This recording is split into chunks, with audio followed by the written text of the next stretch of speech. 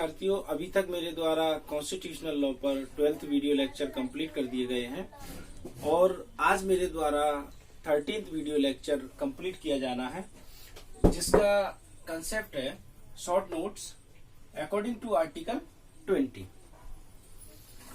जैसा कि मैं इसके पहले भी कई सारे वीडियो लेक्चर अपलोड कर चुका हूं कॉन्स्टिट्यूशनल लॉ पर, और उनमें मैंने बार बार फंडामेंटल राइट के बारे में बात की है। मैंने ये बताने की कोशिश की है कि कॉन्स्टिट्यूशनल लॉ में फंडामेंटल राइट से जुड़े हुए प्रोविजन कौन कौन से हैं, और मैंने ये बताया है कि भारतीय संविधान में 6 तरह के मूलभूत अधिकार नागरिकों को प्रदान किए गए हैं। नंबर 1 समता का अधिकार, आर्टिकल 14 से 18, स्वतंत्रता का अधिकार 19 से 22, शोषण के विरुद्ध अधिकार 23 से 24, धार्मिक स्वतंत्रता का अधिकार 25 से 28, शैक्षणिक और संस्कृति का अधिकार 29 और 30, और संवैधानिक उपचारों का अधिकार 32।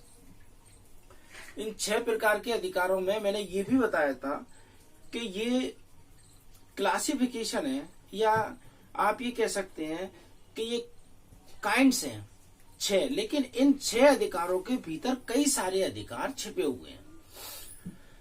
जैसे कि आर्टिकल 14 से 18 तक 14, 15, 16, 17, 18 5 तरह के अधिकार हैं। उनमें भी को आर्टिकल हैं, सब आर्टिकल हैं, उनके तहत भी कई सारी बातें बताई गई हैं। ठीक इसी तरह आज हम जिस विषय पर चर्चा करने जा रहे हैं वह विषय है सेकंड राइट से, राइट टू फ्रीडम, स्वतंत्रता का अधिकार। राइट टू फ्रीडम यानी कि स्वतंत्रता का अधिकार, जो कि मैंने बताया है आर्टिकल 19 से लेकर 22 तक बताया गया है।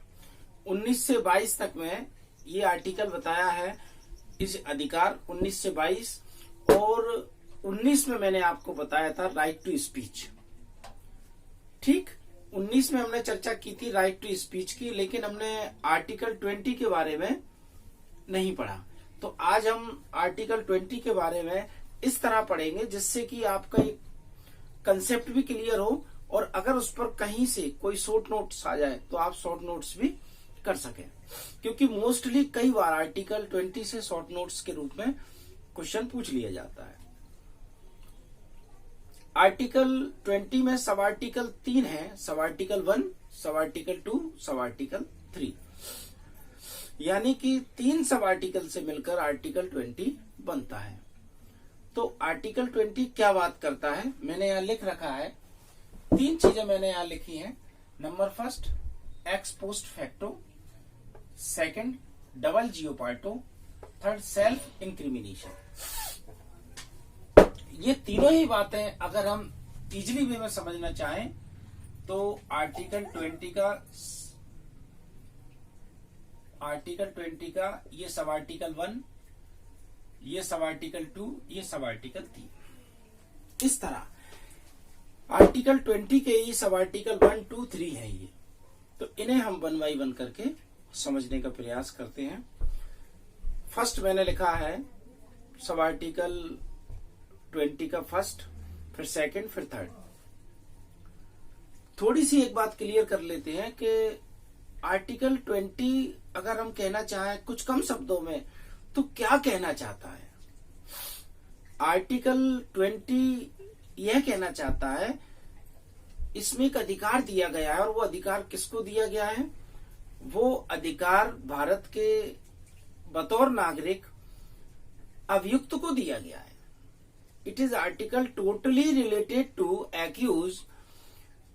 यह अनुच्छेद पूरी तरह से उन लोगों से जुड़ा हुआ है जो लोग किसी मामले में अभियुक्त के तौर पर न्यायालय में पेश होते हैं, यानी कि सामान्य जनता जो भारत की है उसका इस आर्टिकल से लेना दूर दूर तक नहीं है। ये आर्टिकल किसी भी व्यक्ति के जीवन में तभी अराइज होता है जब उसके द्वारा कोई ऐसा कृत्य किया गया है या कोई ऐसा रॉन्गफुल एक्ट किया गया है जो विधि का उल्लंघन माना जाता है, जिसमें कहीं दंडनीय व्यवस्था की गई है, यानी कोई भी ऐसा कृत्य जो किसी व्यक्ति द्वारा किया गया है जिसके संबंध में दंड की व्यवस्था है, उस कृत्य के किए जाने पर उस अभियुक्त के फेवर में ये आर्टिकल अराइज होता है। सामान्य तौर पर हम इसका प्रयोग नहीं कर सकते हैं। कहने का तात्पर्य विद्यार्थी यह है कि आर्टिकल 20 तभी अराइज होगा जब किसी अभियुक्त के कुछ अधिकार छीनने की संभावना चलती है, या जब उसके कुछ अधिकार दबाए जाते हैं, या जब उसके कुछ अधिकारों का हनन होने की संभावना होती है। यह हम सीधे तौर पर ऐसे कह सकते हैं कि आर्टिकल 20 का तात्पर्य यह है कि अभियुक्तों को कौन कौन से अधिकार किसी मामले में प्राप्त है, यानी कि आर्टिकल 20 इलेबोरेट करता है सम राइट्स ऑफ एक्यूज्ड, अभियुक्त के अधिकारों को बताता है, अभियुक्त के अधिकारों की व्याख्या करता है आर्टिकल 20, और ऐसा ही जुड़ा हुआ है आर्टिकल 22। तो देखिए यहाँ 3 क्लोज बताए गए हैं। आर्टिकल 20 का सब क्लोज एक्स पोस्ट फैक्टो। क्या मतलब है x post facto? X post facto का मतलब आर्टिकल 20 के सब क्लोज 1 में यह बताया गया है कि पूर्वकालिक विधियां या कार्योत्तर विधियां से तात्पर्य यहां एक्स पोस्ट फैक्टो में बताया गया है। जब किसी व्यक्ति द्वारा कोई रॉन्गफुल एक्ट, कोई ऐसा कृत्य, या सीधी भाषा में हम कहें तो अपराध किया जाए, जब किसी व्यक्ति द्वारा कोई अपराध किया जाता है तो वह व्यक्ति उस अपराध के संबंध में उस कानून से गवर्न होगा या उस विधि से गवर्न होगा जो विधि अपराध करते समय अस्तित्व में थी।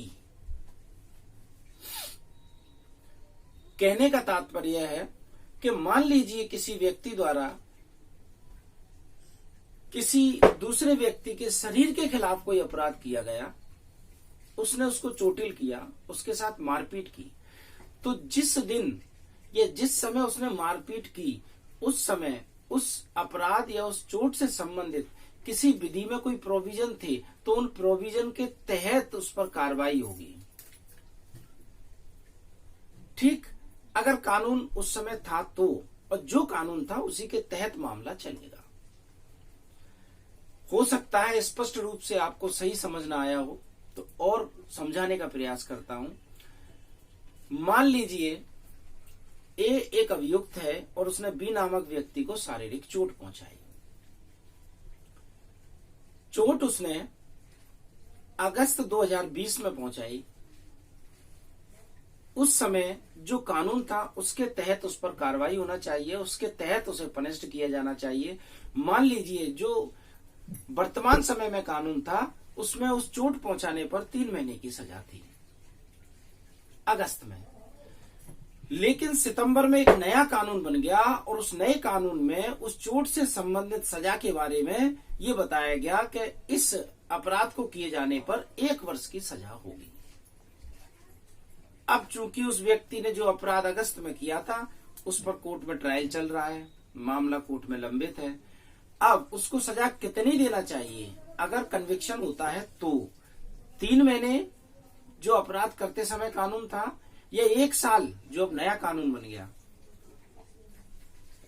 ऑब्वियसली 3 महीने, क्योंकि जिस समय उसने जो अपराध किया उस समय उस अपराध से संबंधित जो कानून था उससे वह गवर्न होगा और उसमें जो दंड की व्यवस्था की गई है वो दंड उसे मिलना चाहिए। अगर कन्विक्शन होता है तो, दोष सिद्धि होती है तो, अन्यथा नहीं, बात ही खत्म हो गई। ठीक यही बात इसमें बताई गई है कि अपराध करते समय जो कानून होगा उस संबंधित कानून से संबंधित प्रावधान उस पर लागू होंगे, न कि बाद में बने हुए कानून से। Second, double jeopardy. Double jeopardy से तात्पर्य है, जाहिर सी बात है, अगर कोई व्यक्ति कोई अपराध करता है तो उसको पनिशमेंट मिलना चाहिए और मिलेगा। जब कोई व्यक्ति रॉन्गफुल एक्ट या ऐसा कृत्य करता है जो अपराध की श्रेणी में आता है, तो उससे संबंधित जो पनिशमेंट की व्यवस्था इंडियन पेनल कोड या अदर किसी कानून में की गई है, वो पनिशमेंट उसे मिलेगा और मिलना चाहिए। लेकिन मान लीजिए किसी व्यक्ति ने कोई अपराध किया और उसका पनिशमेंट उसे दे दिया, साल, 2 साल, 4 साल, जितनी भी सजा देना थी दे दी, और वो सजा भुगत के बाहर आ गया, क्या अब उसे उसी अपराध के लिए दोबारा दोषी ठहराकर दोबारा सजा दे सकते हैं? नहीं। क्यों? It is a natural law. नैसर्गिक न्याय, प्राकृतिक न्याय, नेचुरल लॉ ये कहता है कि जब उसने अपराध एक बार किया तो उस अपराध के बदले उसने सजा भी एक बार भोग ली। एक ही अपराध के लिए 2 बार सजा नहीं दे सकते। डबल जीओ पार्टो यही कहना चाहता है कि किसी भी अभियुक्त को उसके द्वारा किए हुए अपराध में एक ही बार सजा मिलेगी, न कि 2 बार। मान लीजिए एक उदाहरण है, ये बात क्यों सामने आई। किसी व्यक्ति पर किसी की हत्या का आरोप है, एक व्यक्ति ने दूसरे व्यक्ति को धमकी दी आज, और कल उसकी हत्या हो गई। तो लोगों ने कहा कि ए ने बी नामक व्यक्ति को हमारे सामने हत्या की धमकी दी थी और आज उसकी हत्या हो गई। कपड़े भी वही पहने हुए है वो, और शिनाख्त से वही व्यक्ति लग रहा है, जो वस्तु उसके पॉकेट में मिली वो भी ये बता रही है, लेकिन उसका चेहरा जला हुआ था या चेहरा कुचला हुआ था। तो संभावना ये थी कि ये व्यक्ति वही है, और उसको उस धमकी के आधार पर हत्या का दोष लगाकर बंद कर दिया और ट्रायल हुई और उसमें सजा मिल गई, आजीवन कारावास भुगत कर वो बाहर आ गया। लेकिन जिस दिन जेल से बाहर आता है, क्या देखता है कि जिस व्यक्ति के हत्या का आरोप मुझ पर लगा था, जिसके बदले में सजा काट कर आया हूं, वो व्यक्ति तो सड़क पर घूम रहा है। उसको बहुत बुरा लगा, उसे लगा ये तो 420 ही हो गई मेरे साथ। तुरंत उसने सड़क पर उस व्यक्ति की हत्या कर दी। अब वह व्यक्ति दोबारा से पकड़ा गया, तो क्या दोबारा से पुनः उस व्यक्ति को उसी हत्या के बारे में सजा दे सकते? नहीं, क्योंकि कोर्ट में उसी व्यक्ति की हत्या करने के जुर्म में उसे एक बार पकड़ा गया और सजा दे दी गई। Third, self incrimination.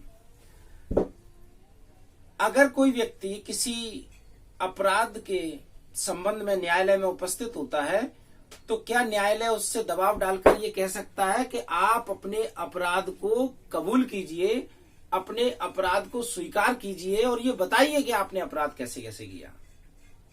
नहीं।